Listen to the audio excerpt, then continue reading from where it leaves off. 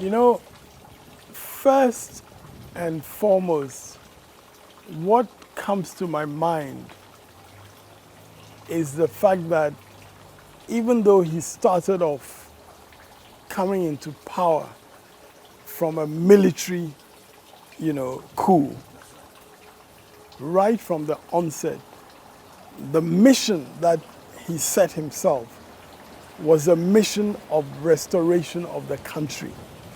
A mission that was desperately needed at that time because the country had really, fallen to its lowest levels in the late 70s and early 80s.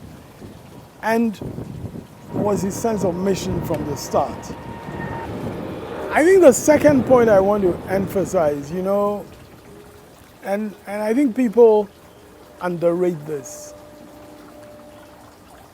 The second aspect of his mission that I saw and heard from him was this importance for him of economic justice. Economic justice. He was very passionate about the fact that whilst farmers are producing the wealth of this country, cocoa farmers are the basis on which things are being exported and so on. If you looked at their conditions of life, they were nothing to write home about. Meanwhile, the people in, positions in cocoa board and so on and so forth, are living off the wealth that is produced. So he had a very striking sense of the importance of economic justice within a country like ours. And I think thirdly, and related to that, he was also very concerned about how the political system as a whole would reflect what he always referred to as a true democracy. One of the most important things that I also realized about President Rawlings was that he was eager to work with people from different political factions.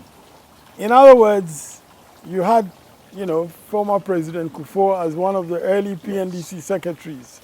That's right. You had Alhaji Mahama Idrisu as, a PNDC secretary.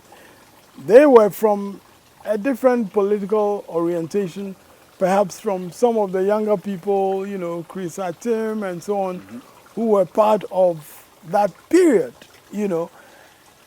And, he sought to bring together forces that might be regarded as polarized. And I thought that was quite interesting. So in fact, when the NDC came out of the PNDC, you will notice that the NDC had people from different political traditions, all featuring. And that's why I think it was called a Congress as opposed to a party. So I think those are important elements of what, President Rawlings' mission for the country was.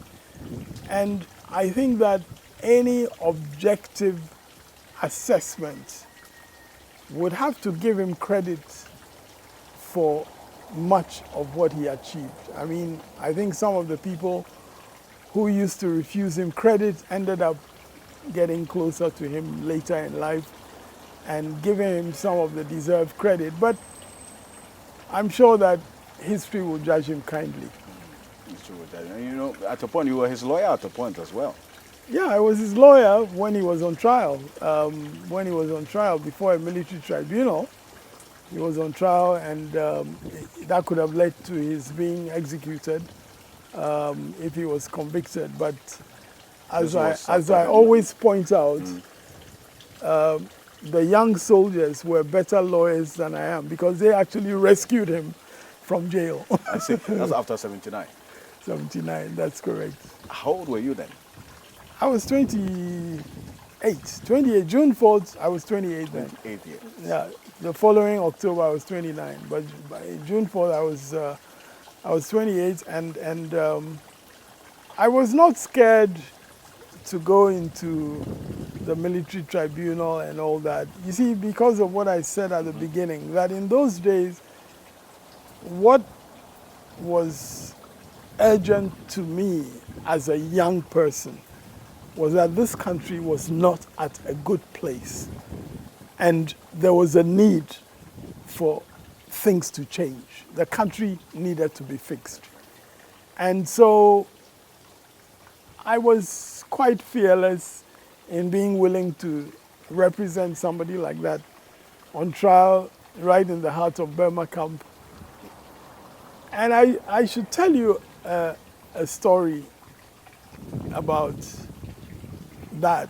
I hesitate because I wonder whether it will be misused against me someday, but I'll tell you the story. You know, the weekend before June 4th, that weekend, a friend of mine was getting married, and his wedding was actually at the officers' mess, the Air Force officers' mess.